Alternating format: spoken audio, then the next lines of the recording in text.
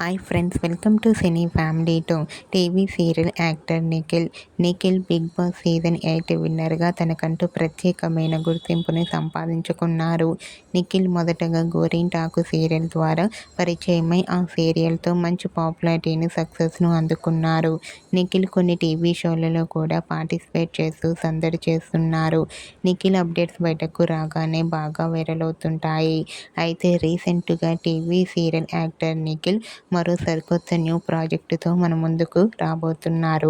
ఆ ప్రాజెక్టు ఏమిటంటే నిఖిల్ సరికొత్త మూవీతో మన ముందుకు రాబోతున్నారు. ఆ మూవీ పేరు ఏమిటంటే సువర్టుపురం స్టూడెంట్స్. అయితే ఈ మూవీకి సంబంధించిన పూజా సెరమనీ ఫంక్షన్కి సంబంధించిన ఫొటోస్ను తన ఇన్స్టాలో షేర్ చేశారు. ఆ ఫొటోస్ సోషల్ మీడియాలో బాగా వైరల్ అవుతున్నాయి. ఆ ఫొటోస్లో నిఖిల్ చాలా హ్యాపీగా, సరదాగా పూజలో పాల్గొంటూ కనిపించారు.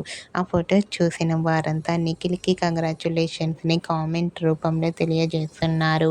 మీరు కూడా నిఖిల్ న్యూ ప్రాజెక్టు పూజా సెరమనీ ఫంక్షన్కి సంబంధించిన ఫొటోస్ మీకు నచ్చినట్లయితే మీ అభిప్రాయాన్ని మీ కామెంట్ రూపంలో తెలియజేస్తూ లైక్ చేయండి, షేర్ చేయండి.